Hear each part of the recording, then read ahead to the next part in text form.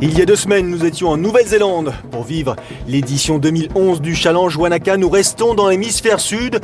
On voyage quelque peu, direction la pointe de l'Afrique du Sud, le côté est de cette Afrique du Sud. Cyril, pour vivre une nouvelle édition du Half Ironman d'Afrique du Sud qui se dispute à Buffalo City dans des conditions visiblement un petit peu difficiles. Ouais, des conditions compliquées pour les athlètes, mais un beau plateau sur cette épreuve et puis des points à prendre maintenant pour le ranking de la WTC. Et il faut s'y habituer effectivement.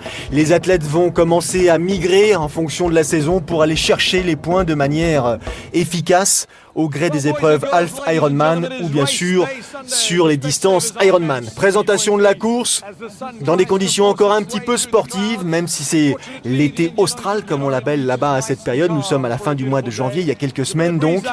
Mais malheureusement, le soleil n'est pas de la partie et ça change un petit peu, je dirais, l'approche de la course et notamment pour les amateurs qui eux n'ont pas véritablement l'habitude de se confronter à ce style de conditions. Et même si celui-ci nous avoue qu'il est plutôt assez serein, il n'empêche qu'ils ont tous hâte que ça démarre parce qu'ils se sont préparés depuis de longues semaines et plus ça commencera tôt et plus ils seront dans leur épreuve et oublieront bien sûr les conditions environnantes. 1500 partants, autant dire une épreuve qui a fait le plein, avec bien sûr principalement des amateurs qui viennent bien sûr d'Afrique du Sud, Nouvelle-Zélande, Australie, les pays voisins, et puis des pros, pas mal de pros, et des pros qui sont là aussi pour venir chercher de manière efficace les points pour le ranking, donc Frédéric Van Lierde, le Belge, James Kunama, il est chez lui, le Sud-Africain, il y a aussi Richie Cunningham, il y a Brad Storm, il y a Alessandro De Gasperi chez ces messieurs, il y a Jody Swallow, Tine Dekers notamment et Lucie Zelenková chez ces dames. Donc un plateau assez dense, assez intéressant. Un plateau dense et intéressant, donc James Kunama qui va courir chez lui. On avait l'habitude de voir Reinhard Tissing, qui n'est pas là, mais il y a James Kunama pour le remplacer. Et il n'est pas tout seul, James Kunama, à espérer marquer des points et faire le show ici. Brad Storm est lui aussi également à domicile. Brad Storm, l'un des 3 membres de la fratrie, Carl David et Brad Storm. Brad Storm qui a l'habitude de sortir de l'eau en tête, excellent nageur et qui aimerait bien une fois au moins dans sa carrière aller au bout dans de bonnes conditions et quitte à essayer de monter sur une des marches du podium. Elle, c'est Jody Swallow, vous la connaissez, championne du monde sur distance Half Ironman l'année dernière et ici, elle a bien l'intention de rééditer la performance, Cyril, et de battre Marie Rabi. Marie Rabi qui l'an passé avait créé la surprise, 25 ans, une expérience quasi nulle sur ce type de longue distance et elle s'était imposée devant des athlètes plus expérimentés, notamment comme Lucie Zelenková. Elle a terminé 3e, c'est ce qu'elle nous dit, Lucie Zelenková. Elle espère bien remonter sur la plus haute marche comme elle l'avait fait il y a quelques années de cela. James Kunama. And I'm here to win the Ironman 70.3 South Africa. Il a bien l'intention de monter sur la plus haute marche, James. Et on va assister sans doute à une belle bagarre face à cet homme, Frédéric Van Lierde. Tout est dit, il n'y a plus qu'à se lancer. Plusieurs départs, le départ des pros comme d'habitude, un petit peu en amont du départ des amateurs, 7 heures. Mais là, en Afrique du Sud, la difficulté, c'est la natation. Ouais, la natation, on nage en mer, donc on le voit, des athlètes qui doivent passer cette première muraille de vagues et puis après... Bon, une natation qui, à l'image, paraît simple, mais il y a tout le temps cette petite houle qui fait que des fois les appuis sont un peu fuyants et puis il ne faut pas louper son départ pour justement essayer de choper le bon wagon, le bon groupe, même si avec les frères Storm, ça va être compliqué. 7h du matin donc, les pros se sont élancés. Ensuite se lanceront à leur tour les amateurs. Alors bien sûr en fonction des groupes d'âge. Ces messieurs d'abord en 2 groupes, puis ensuite ces dames et enfin... les fameux relayeurs, de façon à ce que ce soit bien lisible pour tout le monde et que surtout chacun dans sa catégorie profite, je dirais presque, de son épreuve. Ouais, c'est vrai que ça se fait de plus en plus d'étaler comme ça les départs, de scinder la vague de départ en plusieurs vagues, groupes, oui. En plusieurs groupes. À la différence de Nice où 2500 coureurs partent en même temps, c'est très impressionnant. C'est vrai que là, ça permet aux amateurs d'éviter de prendre des coups, surtout en natation, et puis de faire leur propre course après sur le circuit vélo notamment, où ça évite d'avoir des pelotons trop importants. 1900 mètres de natation, 90 km à vélo et un semi-marathon pour terminer la journée, donc classique distance dite Half Ironman. Nous sommes ici en plein cœur de ce circuit qui a, je dirais, passé une vitesse supplémentaire en matière d'organisation, Cyril, c'est que maintenant, il y a les longues distances, les courtes distances, et à chaque fois, ces athlètes-là vont avoir le choix pour aller chercher ces fameux points qui vont leur permettre ou non d'aller disputer l'épreuve reine, c'est-à-dire les championnats du monde à Hawaï, comme Brad Storm, là, essaye de le faire. Ouais, alors les points, ça concerne que les athlètes élites, hein, il faut bien préciser. C'est-à-dire que les amateurs, ils ont toujours le système de slot, c'est-à-dire que dans chaque catégorie, l'organisateur, entre guillemets, achète des places pour les amateurs, donc les 3 premiers de chaque catégorie, ou les 2 premiers dans cette catégorie, le premier dans l'autre. Et les amateurs, comme ça, se qualifient pour Hawaï. Chez les professionnels, c'est différent. Chaque course propose un certain nombre de points, qui ensuite, ça permet en fait de faire un classement. Le classement général se fait sur un certain nombre de courses, donc je crois que c'est 2 ou 3 Ironman et puis 4 ou 5 Alpha Ironman. Et puis à la fin de l'année, les 30 premiers ou les 50 premiers de ce classement pourront participer à Hawaï. Exactement, et nous y reviendrons. Pour l'instant. En tête, à l'issue de ces 1900 mètres de natation, sont sortis Frédéric Van Lierde, Brad Storm, Richie Cunningham, Balat Chok, le Hongrois. Et la première de ces dames, c'est elle, Jodie Swallow. On a l'habitude de la voir terminer rapidement en natation. Elle se situe parmi les meilleurs temps de ces messieurs. Ça aussi, c'est de plus en plus régulier. Ouais, Jodie Swallow qui a l'habitude de sortir devant. Donc elle est issue du groupe Brett Hutton. Donc en général, Brett Hutton, il a quand même des très bons nageurs. Donc Jodie Swallow, en plus de par son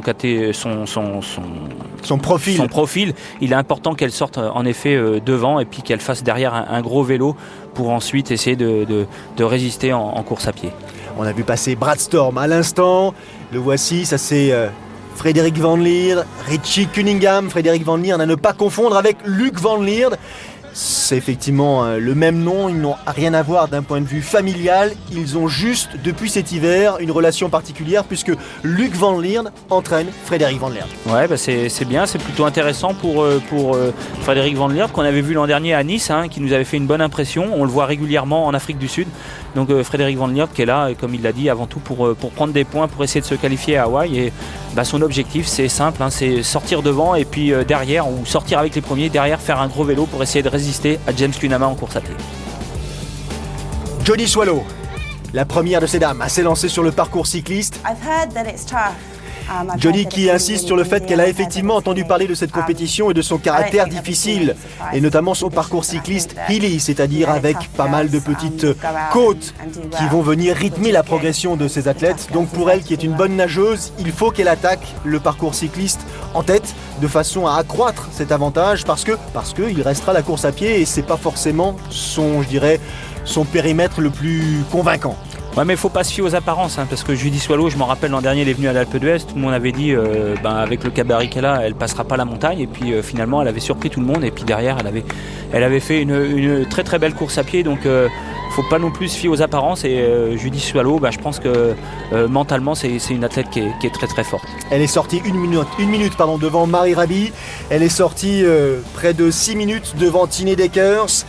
Elle est effectivement aussi devant Lucie Zelenkova, donc Lucie Zelenkova qui jusqu'à présent avait elle plutôt l'habitude de terminer devant. Ouais, on avait l'habitude de voir Lucie Zelenkova sortir devant en natation, souvent même avec des avances assez confortables. Là, elle s'est fait un peu surprendre par Jodie Swallow, donc on va voir comment elle réagit, parce que quand c'est pas souvent qu'on a l'habitude de sortir derrière comme ça, des fois les réactions peuvent être négatives. Surtout que Lucie Zelenkova, elle connaît bien le parcours. Elle s'est imposée ici en 2009 et elle avait remporté c'est-à-dire quelques semaines après, l'Ironman d'Afrique du Sud. Donc autant dire que la terre sud-africaine lui sourit. Ça, ce sont les amateurs, ceux qui viennent rythmer la progression de cette épreuve. Et parmi les amateurs, il y a toujours des histoires absolument époustouflante. Là, en l'occurrence, c'est un père qui nage avec son fils handicapé. Lui, c'est Hein Wagner, comme vous pouvez le lire. Il est aveugle, tout simplement, et il a décidé de s'élancer dans cette compétition. Il n'a pas peur de la course à pied, il n'a pas peur du vélo. Ce qui l'inquiète, effectivement, c'est l'absence de repères en natation.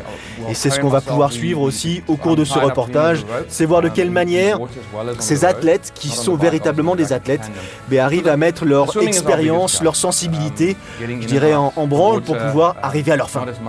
Ouais, c'est des beaux défis, c'est souvent chaque Alpha Ironman, chaque Ironman a comme ça son lot d'athlètes un peu particulier où il y a souvent une histoire un peu émouvante. Et ça continue à sortir de l'eau. On vous l'a dit, 5 départs différents, donc bien sûr des écarts entre ces groupes d'hommes et de femmes. Un temps limite, 1h10. Au-delà de 1h10, on ferme la porte, on n'a pas le droit de poursuivre l'épreuve. Ouais, pour des raisons de sécurité. Bon, il y avait 1900 mètres de natation, donc 1h10, ça laisse quand même le temps de parcourir cette boucle de natation. Ils attaquent les 90 km à vélo. Ça, ce sont les temps de natation réalisés par les meilleurs de ces messieurs. Regardez, ils sont 3 en tête. Brad Storm en 3e position. Et Van Lierde, il est devant. On n'a peut-être pas non plus fini d'avoir des surprises. Cunningham derrière. Ça, ce sont ces dames. Avec Jody Swallow en 25-17 qui couvre les 1900 mètres de natation. 1 minute devant Marie Rabi et 2-23 devant Zelenkova.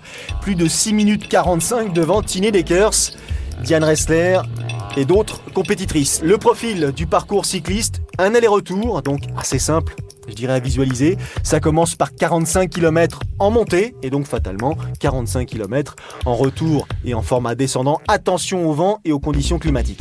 Ouais, attention au vent, je pense qu'il y a des athlètes qui vont faire le forcing sur la première partie, là où ça monte, puisque après en descente, même si le vent est défavorable, on aura toujours des moyens des endroits pour récupérer. Donc l'objectif de ces très bons nageurs qui sont Frédéric Van Lierde et Jody Swallow, je pense que ça va essayer de faire l'écart dès les premiers kilomètres vélo, surtout dans cette première partie montante. C'est ce qu'il essaie de faire, Frédéric Van Lierde.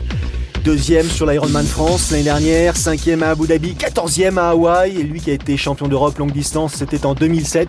Un de ses objectifs principaux en 2011, ce sera bien sûr de briller à Hawaï à l'occasion de l'Ironman. Et derrière, un groupe de 4, Cunningham, Brad Storm, Balach, Choc, j'ai du mal à prononcer, et James Kunama.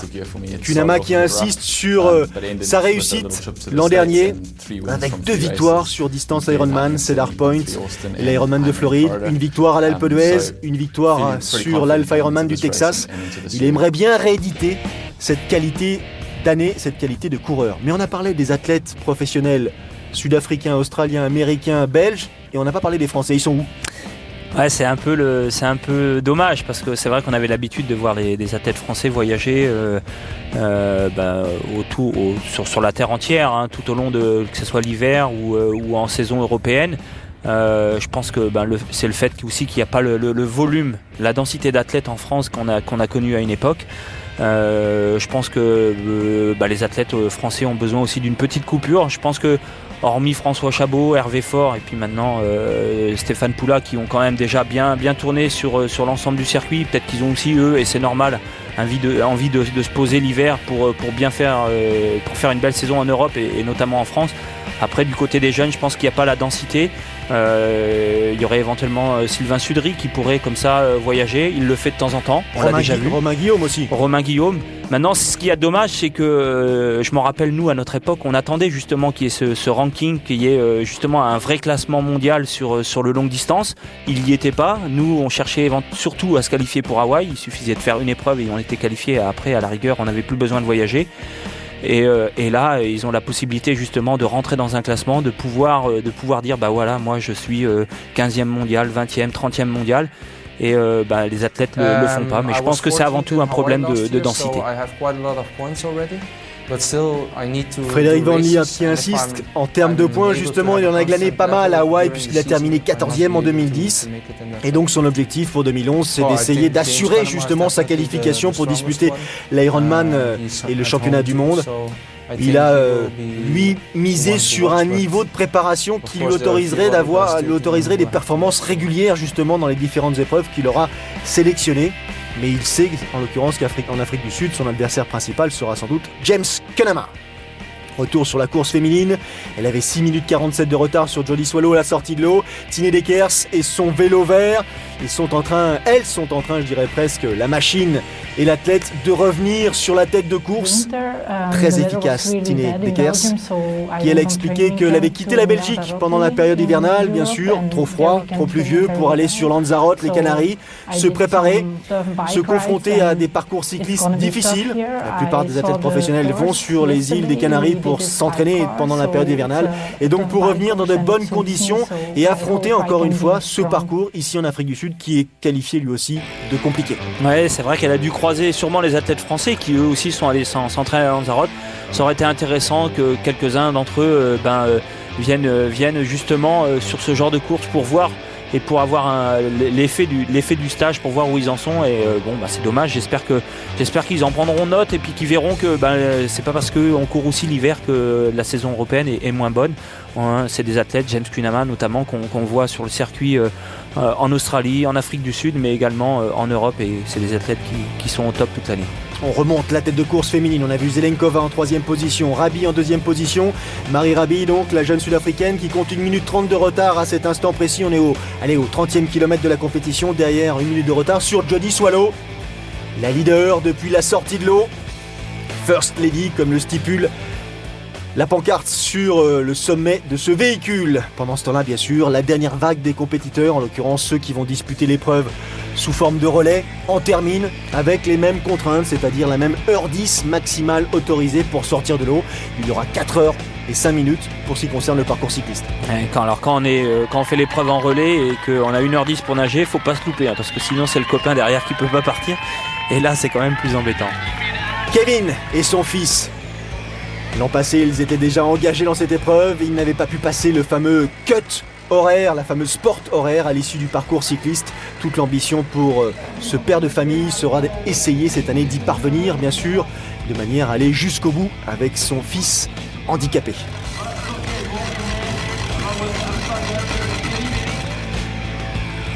On est sur Orion Beach, le lieu même où les départs ont été donnés il y a quelques minutes. Fin de natation, on s'équipe, on se prépare en fonction de ses aptitudes, de ses habitudes, plus ou moins rapidement. On en profite surtout pour souffler un petit peu, Cyril. Ouais, là il faut profiter pour souffler, surtout pour ces athlètes qui, le but était avant tout de sortir avant 7h10 et c'est cette heure limite fatidique. Et puis bien récupéré, on a nagé en mer, donc l'eau est salée, donc essayer de boire un peu, d'essayer d'enlever ce goût salé qui est un peu désagréable. Prendre une douche pour éviter d'avoir des irritations. On a vu les athlètes se tremper les pieds, se mouiller pour ensuite pouvoir aborder la partie cycliste dans de bonnes conditions, d'autant plus que les conditions vont être compliquées, donc autant partir, on va dire, confortablement. Alors, vous l'aurez remarqué, bien sûr on a remarqué deux choses. La première, c'est que le temps a tendance à ne pas s'améliorer, au contraire, et la deuxième, c'est que là on vient de signifier à tous ces athlètes que dès lors qu'ils n'étaient pas entrés dans le parc à vélo avant le coup de canon, il ne fallait pas qu'ils comptent aller au terme de cette épreuve. C'était terminé pour eux, on avait fermé la porte, comme on dit d'habitude. Et là, ce sont tous ces amateurs et les fameux pelotons dont vous parliez tout à l'heure qui inévitablement se dessinent, mais il faut dire que là, on n'est pas dans des conditions de course tout à fait, élitistes. Non, là, c'est avant tout des athlètes qui se sont préparés pour aller au bout de cette aventure, aller au bout de ce défi, et qui peut-être ont l'intention à l'avenir de passer sur la distance Rennes, la distance Ironman, et qui, avant de se lancer comme ça sur la distance Ironman, est cessé sur un 73, un Alpha Ironman, mais c'est vrai que là, c'est impressionnant. Alors imaginez si tout le monde était parti en même temps, le bon peloton que ça ferait.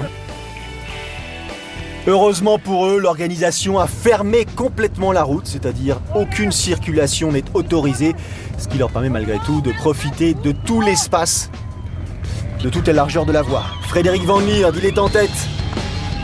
Premier de ces messieurs donc, on arrive à aller à hauteur de mi-parcours. 45 premiers kilomètres ont été effectués, 45 premiers kilomètres montants, et derrière la chasse est ouverte avec parmi les chasseurs James Kunama, Richie Cunningham, Brad Storm et Balazs Chok. Ouais, c'est James Kunama qui emmène le groupe, on le voit déterminé, il est chez lui, il n'a pas envie de se louper, et Frédéric Van Lierde devant lui, il met le paquet justement pour prendre de l'avance, donc quelques petites inquiétudes pour James Kunama. Gros plan sur cette tenue bigarrée, celle d'Alessandro De Gasperi, l'Italien qui revient sur la tête de course et qui revient notamment sur Richie Cunningham. Là aussi, belle vélocité, belle position. Rien qui inquiète Frédéric Van Lierde, qui sait pertinemment que la première partie était montante, qu'elle était sollicitante, et que donc il fallait faire l'effort. C'était éventuellement au sommet de cette première partie que les écarts pouvaient être probants. Donc il n'aura pas de surprise là, puisqu'il s'est fixé cet objectif-là. Mais ce qu'il sait aussi, c'est que de revenir dans la partie descendante, si le vent est défavorable, ça peut représenter aussi là un vrai deuxième obstacle. Ouais, c'était la seule difficulté à gérer, c'était le vent dans la partie descendante, parce que c'est vrai que À partir du moment où ça monte, on se dit c'est là qu'il faut faire l'effort pour essayer de creuser les écarts. Si derrière on a un vent important dans la partie descendante, alors quand ça descend bien c'est pas très très gênant, mais quand on commence à être sur des parties un peu plus planes ou faux plat descendant, si on n'a pas les jambes, l'avance qu'on a pris on la perd tout de suite. Brad Storm lui espère avoir les jambes cette année. Depuis 3 ans, nous dit-il, il se bat avec les meilleurs pour essayer de monter sur ce podium et de glaner une des médailles attribuées à l'issue de la compétition. Et donc il sait lui aussi que en fait la course se joue sur la partie retour de ce fameux circuit cycliste. Gros plan sur James Cunnama, gros plan maintenant sur Frederik van Lierde. 2 styles un peu différents, 2 athlètes très dangereux sur 2 roues. Ouais, 2 styles différents, donc un Frederik van Lierde qui est plus petit, beaucoup plus ramassé sur son vélo, un peu une position aérodynamique un peu moins aérodynamique on va dire par rapport à James Cunnama qui lui est longiligne, donc beaucoup plus allongé. Mais 2 athlètes qui en général en vélo ne ménagent pas leurs efforts et puis on le voit, Frederik van Lierde en bout de selle très très puissant qui joue sur sa puissance justement sur cette partie descendante où là on prend vite de la vitesse et il faut emmener des gros braquets. La puissance aussi pour ce qui concerne Jodi Swallow en tête de la course féminine depuis la sortie de l'eau. Elle va en terminer avec les 45 premiers kilomètres. Elle aussi ne cesse de creuser l'écart avec ses concurrentes immédiates et notamment Marie Raby. Tout à l'heure, Frederik van Lierde, après le 45e kilomètre, comptait 6 minutes d'avance sur James Cunnama, ce qui est déjà important. Et elle, Jodi Swallow, elle compte près de 2 minutes 30 d'avance sur Marie Raby et Tine Deckers. Dans le même temps, revient sur la tête de course. C'est pas une surprise, Tine Deckers. Elle est crainte sur 2 roues. Elle est crainte également à pied. Pour l'instant, Marie Raby, elle, nous explique que cette année, la course n'est pas sa priorité. Et pour cause, elle a fait le choix de reprendre ses études. Elle est partie donc pour Oxford. Et donc, dans ces conditions-là, il n'est pas facile de gérer une carrière d'athlète professionnelle, mais qu'elle n'est pas. Mais une carrière d'athlète, même amateur de haut niveau. Et bien sûr, les études dans le même temps. Elle reste malgré tout attirée par cette discipline parce que ça lui permet un petit peu d'évacuer les tensions et gérer les contraintes que lui impose la vie estudiantine, mais elle sait pertinemment qu'en 2011, elle ne sera pas sans doute la plus dangereuse des concurrentes engagées ici et qu'elle aura du mal à réaliser la passe de 2 comme tout simplement comme elle avait réalisé sa victoire l'an passé. C'est vrai que face à des Tine Deckers ou des Jodi Swallow qui eux sont de véritables professionnels, ça paraît un peu compliqué. Lucie Zelenkova qui commence à être gênée par l'absence de lunettes parce que la pluie a fait son apparition sur la course, Cyril, et mine de rien la pluie ça gêne beaucoup. Ouais, c'est gênant et surtout quand on va vite, ça fait mal, ça fait un peu comme de la grêle, donc Lucie Zelenkova qui est gênée, et puis on l'a vu, elle n'est pas dans son assiette, elle a un peu loupé sa natation, elle est sortie à plus de 2,20 derrière Jodi Swallow, c'était pas bon signe déjà.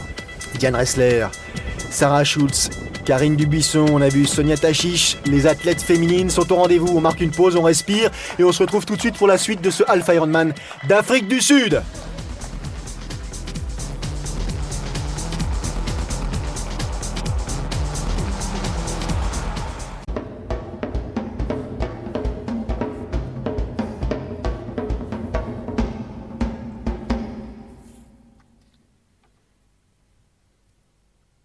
De retour en Afrique du Sud, dans la province de Eastern Cape, Buffalo City plus exactement, pour vivre donc cette édition 2011 du Half Ironman d'Afrique du Sud avec un Frederik van Lierde qui a pris la poudre d'escampette en tête de la course masculine. Il compte à peu près un peu moins de 7 minutes d'avance sur James Cunnama, le deuxième.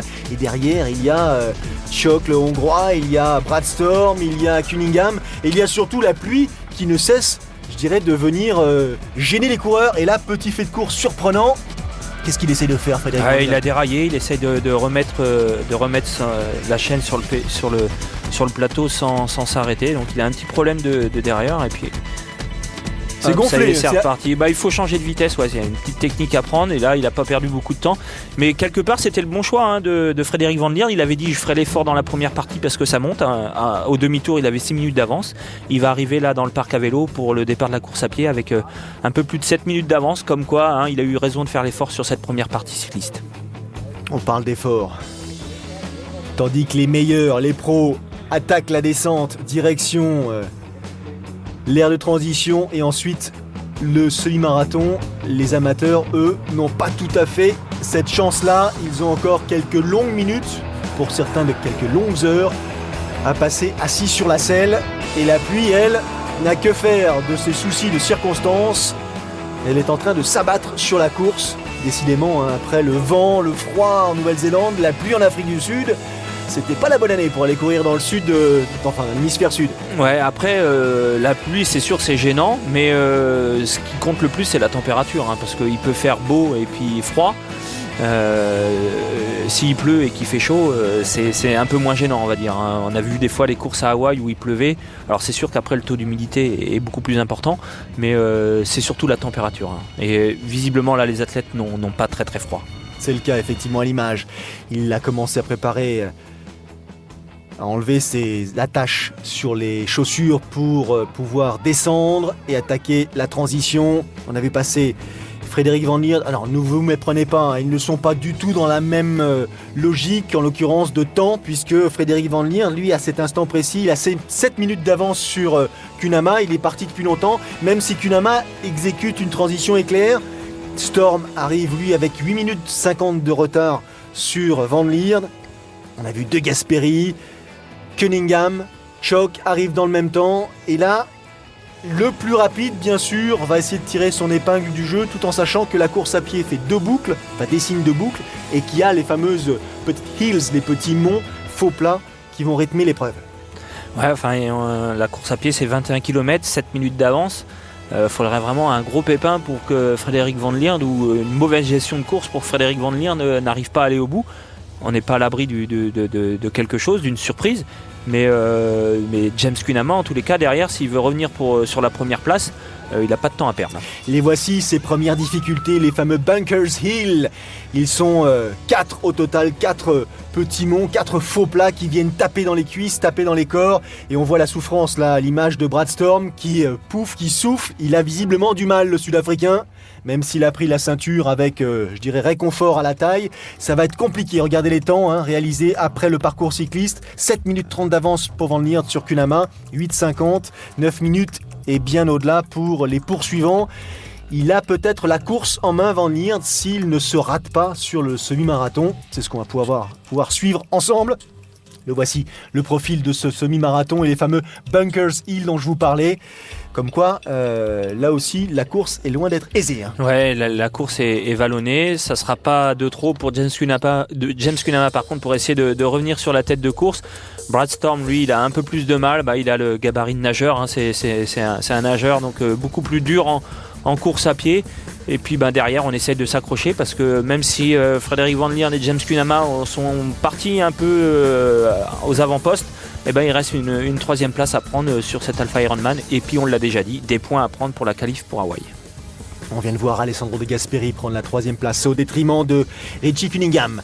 Le voici, James Kunama, le Sud-Africain. Il n'a pas le choix. Il faut qu'il attaque. Il faut être super agressif pour venir essayer de manger ces 7 minutes qui le séparent de Frédéric Van Lierde, qui lui, dans le même temps, a des difficultés. Il a des problèmes, des maux de ventre, visiblement, du mal à assimiler, je dirais, la nourriture pendant les premiers kilomètres. Et là, le temps qui le sépare de Kunama commence à, je dirais, presque fondre comme neige au soleil.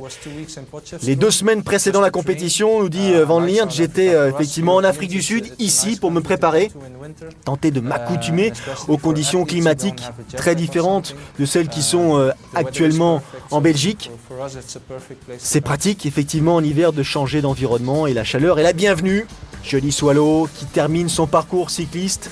Cyril, les derniers kilomètres ne vont pas en s'améliorant, loin de là. Et Tine Deckers, elle, sait et exprime le fait que de toute façon, elle venait ici en connaissant la qualité des adversaires qu'elle serait à même de rencontrer. Elle sait très bien que Johnny Swallow à vélo est redoutable, mais on voit aussi, mine de rien, que Tine Deckers à vélo est très agressive. Elle est très agressive et puis c'est surtout que elle attend avec impatience la partie pédestre pour essayer de revenir justement sur Johnny Swallow. Des conditions qui la gênent pas trop, visiblement, ni Johnny Swallow d'ailleurs. Beaucoup moins que Lucie Zelenkova qu'on a vu en grande difficulté sous la pluie les images précédentes. Et la voici, Lucie Zelenkova en 4e position derrière Marie Rabi, grosso modo à 8 minutes 30 de Johnny Swallow. Et là, Lucie Zelenkova, elle est véritablement à la peine. Fin du parcours cycliste, transition, attention à ne pas glisser, le sol est vraiment mouillé. Johnny Swallow qui va récupérer ses petites affaires, normalement passer sous la tente pour s'équiper, chausser donc ses baskets pour attaquer le semi-marathon. Elle fait le choix de ne pas passer par la tente, Johnny Swallow, c'est assez peu fréquent de voir ça. Ouais, elle est peut-être pas à l'aise de courir pieds nus sur le bitume, donc elle se dit pour rejoindre la tente, je vais d'abord mettre mes baskets et puis après j'aurai plus que mon sac à déposer. Hein. De toute façon, on est sur Alpha Ironman. Alors on a vu tout à l'heure des athlètes qui avaient la ceinture avec les boissons énergétiques. En général, les athlètes qui sont vraiment expérimentés, il leur suffit de quelques gels, un peu de boisson et puis ça va assez vite. Hein. Il ne faut pas perdre de temps sur ces transitions. On est sur des distances assez rapides quand même. 2h40 minutes et 57 secondes pour Swallow sur 90 km. 2h37 minutes et 48 secondes pour Tine Deckers. Elle a donc réduit l'écart qui la séparait de Johnny Swallow après la natation. Elle n'est plus qu'à 3 minutes 30 de la première, de la meilleure féminine du moment en l'occurrence. Derrière, Marie Rabi est à 7 minutes. Lucie Zelenkova qu'on a vu à 9 minutes. Et Sonia Tachic, l'Allemande, est à 14 minutes 30. La course commence à vraiment s'écrire et bien se dessiner. Ouais, elle commence à bien se dessiner. 3,40 pour Johnny Swallow, c'est pas gagné. Tine Deckers, c'est vraiment la spécialiste de course à pied. On l'a vu derrière, c'est des gabarits qui sont assez fins. Donc 7 minutes 18, 9 minutes 21, il n'y a rien qui est gagné pour Johnny Swallow. Retour sur les amateurs, les âges groupes, les groupes d'âge comme on les appelle, mais surtout ces bénévoles qui viennent leur porter, je dirais, secours, parce que il y a des moments où on a besoin d'un petit coup de main, même si c'est pas autorisé, mais le bénévole vous apporte, je dirais, un surplus de motivation. Les encouragements sont pas interdits, donc en général c'est ce qui réconforte le plus, au-delà des boissons et des gels énergétiques que les bénévoles peuvent tendre. En effet, sur ces distances-là, et vu le nombre de participants, sur les postes de ravitaillement, il faut 2 fois voire 3 fois plus de monde, puisqu'on l'a vu, les athlètes arrivent tous groupés, donc comme on peut tendre que 1 ou 2 bidons en même temps, il faut beaucoup de monde et s'étaler sur tout le long de la route et il n'est pas impossible de voir sur des ravitaillements comme à Hawaï, comme en Afrique du Sud ou même à Nice, des ravitaillements qui s'étalent sur 300-400 mètres. Hein Wagner, cet athlète aveugle qui continue la compétition. Il est né aveugle, dit-il. Au tout début, lorsque j'étais jeune, je me souviens que j'apercevais des ombres, mais c'était insuffisant pour véritablement discerner des formes. Et puis lorsque j'ai été un peu plus âgé, pendant ma période adolescente, j'ai assez mal vécu ma cécité, mon handicap. Je ne pouvais pas me satisfaire de mon état, donc j'étais assez rebelle. Et puis c'est en fait la voile, dans les années 90, au début des années 90, qui a changé un petit peu ma façon de me comporter. J'ai pu éprouver des sensations uniques en partant disputer des courses nautiques donc, et je me suis dit à cet instant qu'il fallait absolument que j'accepte mon état, que j'accepte cet environnement merveilleux dans lequel je vivais au quotidien. Et là, avec l'aide de son coéquipier du moment, Hein Wagner poursuit sa route.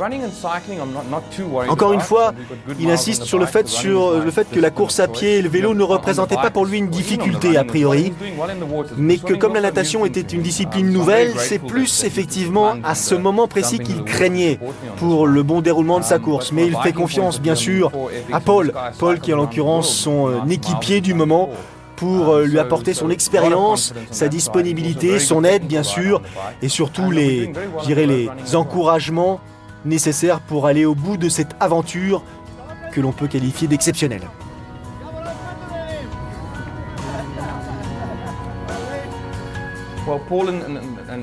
Il insiste encore une fois sur l'accord ou sur la complicité qui le liait à son coéquipier Paul, qui a l'habitude de ce type de situation, ce qui n'était pas son cas, et donc il ne le remerciera jamais assez pour lui avoir permis d'aller au bout de cette aventure, car il ira au bout de cette aventure, et donc ça restera un vrai souvenir de sport. Il faut être endurant, ça c'est sûr d'un point de vue sportif. Il faut être endurant d'un point de vue psychologique quand on s'engage sur de telles épreuves. Ah ouais, à un moment donné, il y a la partie psychologique qui prend le dessus. Bon, là, on est sur des distances Alpha Ironman, donc on va dire que c'est moins compliqué qu'un Ironman, même si, comme les conditions ne sont pas évidentes, ça rend la tâche plus difficile. Mais quand on a passé sur Ironman la barre des 120-130 km, là, la partie psychologique rentre vraiment en compte. Et sur la distance Alpha Ironman, c'est l'intensité que les athlètes donnent. Hein. C'est vrai que c'est comme ça. Les distances sont plus courtes, donc il y a un moment donné, on appuie plus fort sur les pédales et puis c'est l'intensité qu'il faut apprendre à gérer sur ce genre de course, même si le chrono c'est pas forcément la performance, mais on voit les gens autour de nous aller plus vite, donc on a envie d'aller nous également plus vite, et puis il y a un moment donné, il faut savoir justement gérer cette intensité pour pouvoir aller au bout de la course. Vous en parlez bien, on a l'impression que vous avez pratiqué un peu plus tôt. Les amateurs qui surtout ne ratent pas un poste de ravitaillement, et on poursuit l'aventure avec Kevin et son fils, pour l'instant encore dans les temps impartis. Faut pas qu'il traîne, Kevin, et il a tellement envie surtout d'aller au bout cette fois-ci. Le vent, la pluie, les faux plats, les coups de moins bien, tout ça, Cyril, ça rythme une journée. Ouais, et puis c'est un parcours pas évident, hein. Un parcours comme ça en toboggan, c'est un peu casse-pattes, et tant qu'on est bien, tant qu'on est en forme, tant qu'on a l'énergie, ça va, mais quand on commence à être dans le dur, c'est compliqué de pouvoir récupérer et de pouvoir se relancer dans la course. Elle se relance bien, Jody Swallow. Elle avait effectivement un avantage certain sur ses premières concurrentes, 3 minutes 30 à l'issue du parcours pédestre, à l'issue du parcours cycliste, pardon. Et là, ça commence tout doucement à se réduire. Tine Deckers n'est plus qu'à 2,45. On est dans la première boucle, certes, mais ça donne une tendance. Et derrière, Marie Rabi, elle lutte toujours à 7 minutes de Jody Swallow. Mais ce qui nous intéresse franchement, c'est le duel Jody Swallow-Tine Deckers. Ouais, le duel Jody Swallow-Tine Deckers. Mais rappelez-vous à la sortie du parc à vélo, où quand elle est rentrée dans le parc, elle était un peu en difficulté, Jody Swallow. Mais c'est normal, hein, par rapport à son gabarit. Et puis là, elle nous aspire quand même confiance, même si Tine Deckers d'ailleurs derrière revient. Jody Swallow est en grande forme. Lui, Luc Van Lierde, il a l'air d'aller un peu mieux après cette première boucle. Et oui, il finit la première boucle, mais attention, Kunama n'est plus qu'à 3 minutes derrière. Il a repris 4 minutes sur 10 km, James Kunama. Bien sûr, nous dit-il, mes récents résultats à l'étranger m'ont rendu, je dirais, plus populaire chez moi. Et donc je peux bénéficier du support de mes compatriotes lorsque je m'engage effectivement sur une course en Afrique du Sud. Et il a pu le vérifier, regardez, on a l'impression qu'il vole. Il finit le premier tour, il a une indication très précise du temps et du moins de l'écart qui le sépare de Frédéric Van Lierde. Ça y est, je l'ai faite. 3 minutes, il reste 10 km à courir. C'est pas fait encore, hein. Non, c'est pas fait. Et puis de toute façon, c'était la meilleure tactique, hein, pour James Kunama, essayer de faire douter Frédéric Van Lierde qui avait tellement d'avance à la fin du vélo, donc fallait partir vite, essayer de récupérer le plus rapidement possible du temps pour le faire douter, surtout qu'il n'était pas très bien dans cette première boucle. Mais c'est aussi un risque, hein, pour James Kunama, parce que s'il s'écroule, derrière ça revient fort. Et oui, De Gasperi, lui, en 3e position. Richie Cunningham, qui n'a pas tout à fait la même aisance à pied, lui est en 4e position. Même si les écarts maintenant entre le premier, le 3e et le 4e sont importants, plus de 8 minutes, ça reste encore assez ouvert. Et Brad Storm, lui, nous dit tout simplement que par rapport aux années précédentes, il n'y a que 2 tours à effectuer à pied cette année, et non pas 3.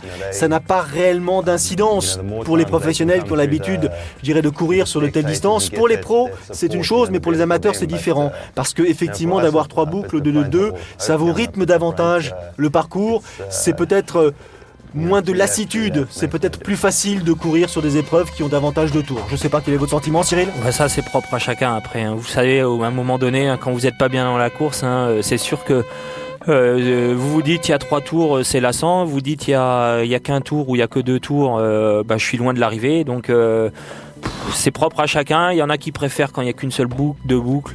D'autres qui préfèrent quand on passe plusieurs fois devant la famille, devant les proches, on croise les copains, tout ça. Donc c'est complètement différent. C'est vrai qu'après pour le spectacle, quand il y a plus de boucles, c'est pas mal parce que les athlètes peuvent se croiser, et puis c'est vrai qu'il des fois il y a des regards, il y a des signes qui montrent que l'athlète fait de l'intox ou pas, et ça peut être intéressant. Là, en l'occurrence, cet athlète ne fait pas d'intox. Ça, c'est clair. Elle est en souffrance, comme on dit, fin du parcours cycliste. Je vous rappelle qu'il y a une barrière horaire, 4 heures et 5 minutes pour couvrir les 90 km à pied, et puis le coup de corne qui stipulera aux autres qu'ils sont hors délai et que donc leur épreuve s'arrête ici avant d'attaquer le semi-marathon. Là, on n'est plus à 2 minutes, même pas à 3 minutes ou à 4 minutes. On pose le vélo, on respire, on mange un morceau, on s'hydrate, on essaye de transformer un petit peu les jambes de bois en jambes plus souples et puis on essaye de se dire il reste 21 km, c'est que du bonheur. Voilà, et on se sèche un peu parce qu'on est mouillé, on essaye de récupérer, on regarde le chrono pour voir si on est bien dans les temps, on prend 5 minutes si on peut les prendre, on essaye de se masser un peu et puis on repart pour la course à pied. Attention, c'est imminent.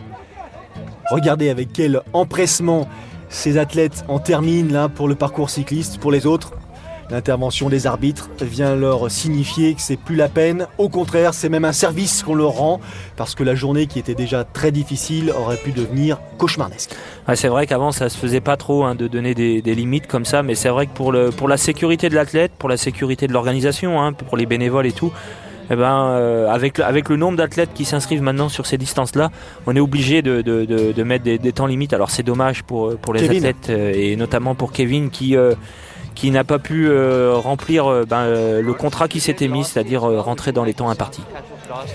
Les conditions de course étaient trop difficiles, le vent trop violent pour que je puisse espérer couvrir la distance dans les délais impartis.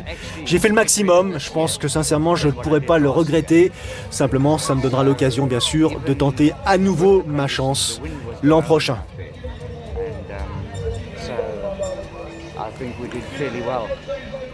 On voit qu'il est quand même très déçu, Kevin, mais encore une fois, les conditions de course cette année étaient dramatiquement hostiles. Parcours pédestre, regardez la pluie, même si elle a cessé, elle a quand même laissé sa présence de manière significative sur le parcours. Et quelques traces. Le vent est là aussi. Et il faut savoir s'en servir du vent, parce qu'on n'en parle pas en course à pied, mais c'est vrai qu'il faut ne pas hésiter lorsque le vent vous porte à en profiter pour respirer un petit peu et surtout pour respirer intellectuellement. Ouais, et puis quand on est amateur, qu'on est dans un groupe, donc c'est toujours essayer de se cacher. On l'a vu tout à l'heure, alors je sais pas si c'est parce qu'il y avait du vent ou pas, ou si c'est pour donner du rythme, mais Luc Van der Lierne, il était bien aidé tout à l'heure avec Frédéric, pardon, et c'était à mon tour. Excusez-moi, donc Frédéric Van der Lierne, on l'a vu tout à l'heure bien calé derrière le VTT, donc je pense que le VTTiste qui était là, c'est un bénévole, il s'en rend pas trop compte, mais sachez que dans la tête des athlètes, quand on peut essayer de profiter, c'est pas tricher, c'est profiter, et tout le monde l'a fait, et c'est les premières choses auxquelles on pense, nous athlètes, quand on est devant, qu'on est à fond, qu'on est au taquet, et que si on peut profiter sur 10, 15, 20 mètres d'un petit abri, on n'hésite pas à le prendre. Alors c'est plus psychologique que physique, mais c'est important parce que ça vient soulager un petit peu un moment de difficulté, ça vient tout d'un coup redonner un petit éclair de lucidité dans une stratégie.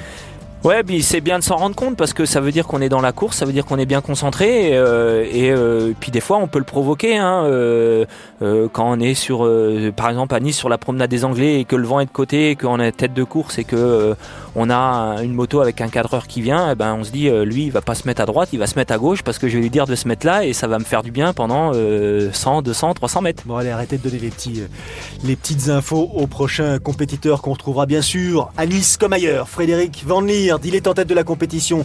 Il a 2 minutes 30 d'avance sur James Cunnama à cet instant, mais la course se termine pour le Belge.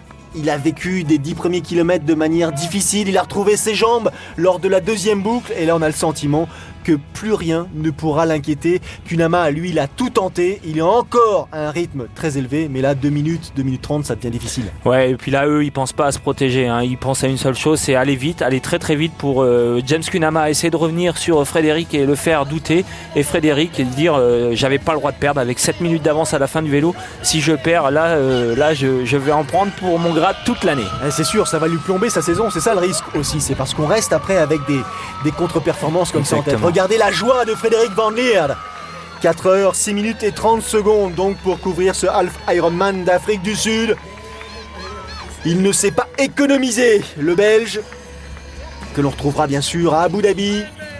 Abu Dhabi, deuxième édition de ce triathlon longue distance qui va réunir sans doute les meilleurs internationaux. Ce sera le 12 mars prochain et vous le suivrez sur Sport Plus au début du mois d'avril. Deuxième place pour James Cunnama. 4 heures, 8 minutes et 40 secondes. Il arrive avec 2 minutes 10 de retard sur Van der Lierne. Ouais, il y a du positif dans les deux. Le positif pour James Cunnama, c'est dire j'ai un peu loupé mon vélo, ma natation, ou alors c'était Frédéric qui était trop fort, mais derrière j'ai fait une grosse course à pied. Et puis pour Van Lier, c'est dire au début j'étais pas bon à pied, mais je sais que je suis capable de courir vite parce que dans la deuxième partie j'ai réussi à tenir tête à James Kunama. Kunama qui a couvert le semi-marathon en 1h 14 minutes et 23 secondes, pas mal. Ah ouais, c'est vraiment un très très bon temps. 1h14 sur 21 km. En général, c'est ce que beaucoup d'athlètes mettent sur 20 km. Donc il gagne quand même un bon kilomètre. 3e place pour l'Italien Alessandro De Gasperi, 31 ans, lui qui compte plusieurs top 3 sur distance Alpha Ironman, lui qui était à l'Alpe d'Huez l'an passé. Il a l'habitude de disputer des Xterra, des triathlons des neiges, un peu multicarte. On sera sans doute amené à le rencontrer à nouveau sur distance Alpha Ironman avant sans doute de faire le grand bond comme la plupart d'entre eux sont amenés à le faire, Cyril. Poursuite de la course à pied, les premiers de ces messieurs ont franchi la ligne d'arrivée, c'est pas tout à fait terminé pour ce qui concerne les amateurs, pas terminé pour ce qui concerne les athlètes féminines. Et là on s'accroche, on essaye d'avoir un regard levé avec une ligne d'horizon lointaine, ne pas regarder ses chaussures. Voilà, l'objectif c'est ravitaillement après ravitaillement, je vais jusqu'au prochain, je m'arrête un petit peu, je bois, je mange et je repars pour le prochain ravito. Les temps réalisés par les messieurs, donc les premiers arrivés. Regardez 4h06.30 pour Van Lier et tout de suite 9 minutes d'écart par rapport au 3e, 12 par rapport au 4e. Marie Rabi, elle se bat jusqu'au bout, la Sud-Africaine, elle qui a remporté l'épreuve l'année dernière. Elle a l'intention de garder cette position après le demi-tour, après la première boucle donc. Pour l'instant, toujours 3 minutes d'avance pour Jodie Swallow sur Tine Deckers et Marie Rabi qui insiste sur le fait que l'an passé, lorsqu'elle s'était imposée, à vrai dire, elle sortait de nulle part. Elle l'accepte tout à fait parce qu'elle était une véritable inconnue pour la plupart des athlètes qui étaient présents. Et donc, cette année, malheureusement, encore une fois, elle est un petit peu déçue de ne pas pouvoir leur proposer de tenter la passe de 2, mais comme elle nous l'expliquait un peu plus tôt, les études, le temps lui a manqué sans doute pour bien se préparer. Elle n'est pas professionnelle, mais en tout cas, elle a fait le nécessaire pour assurer le spectacle devant. Quand on voit la concurrence qu'il y a devant elle, elle n'a pas à rougir. Attention, ça bouge un petit peu dans les derniers kilomètres de la course féminine, puisque Jodie Swallow n'a plus que 2 minutes 30 d'avance sur Tine Deckers. Et ce type de course, j'adore, nous dit Jodie Swallow. C'est exactement le format qui me convient, c'est-à-dire que c'est ni trop rapide, ni trop long. Je suis capable, pendant 4 heures de course, de donner le meilleur de moi-même, de donner le maximum d'un point de vue physique. Il faut maintenir un rythme élevé, il n'y a pas de demi-mesure pour ce type de compétition. Et Jodie Swallow, qui est encore une fois championne du monde sur la distance Alpha Ironman, et on l'avait remarqué, on l'avait suivi à Singapour un peu plus tôt, c'était l'année dernière, commence vraiment à s'inscrire dans cette logique de performance sur cette distance. Ouais, elle aime bien cette distance, ça lui convient bien, c'est tout en puissance, le vélo ou la course à pied, on le voit, c'est une athlète très très puissante, donc voilà, une belle victoire pour Jodie Swallow. Elle a su contrecarrer le retour de Tine Deckers en course à pied, et puis elle empoche là 750 points pour le classement, le ranking de la WTC, tout comme Frédéric Van Lier. Exactement, 750 points. Le classement de la WTC, on va y revenir tout de suite. Pour l'instant, Jodie Swallow, elle a couvert l'épreuve, elle en 4h39 minutes et 19 secondes, 33 minutes de plus que le premier de ces messieurs. C'est pour vous dire à quel point la course féminine est passionnante. 2e place pour Tine Deckers qui finalement franchira la ligne avec 3 minutes de retard sur Jodie Swallow, mais une 2e place et un grand sourire sur le visage de l'athlète belge qui a gagné à 2 reprises en 2010 et 2009 l'Ironman à Nice. 3e place pour Marie Rabi, elle a retrouvé le sourire et même une foulée un petit peu plus fluide et agressive pour franchir la ligne d'arrivée. Chez elle, à domicile, la Sud-Africaine donc monte sur le podium cette année après avoir remporté l'épreuve. On vous l'avait déjà dit l'année dernière. 4e place, Lucie Zelenkova. Pour l'instant, le podium féminin, elles se sont couvertes rapidement. Fraîcheur sans doute du moment, les temps réalisés par les meilleurs de ces compétitrices. Un petit point sur le classement, sur le ranking, donc l'Ironman ranking comme il l'appelle, le Kona Pro ranking. Le premier de ces messieurs c'est Chris McCormack, normal, il a gagné à Hawaï l'année dernière. Le premier français c'est Patrick Vernet, 34e. Le deuxième c'est Christophe Bastille, 50e. Le troisième c'est Romain Guillaume, 55e pour l'instant. Et la première de ces dames c'est Caroline Stephens, c'est normal, elle a quasiment tout gagné. Prochain rendez-vous Abu Dhabi, le 12 mars pour ce qui concerne l'épreuve, le 5 avril pour ce qui concerne la diffusion sur Sport+, il y aura Sylvain Sudry sur place. Salut à tous et à très vite. Salut.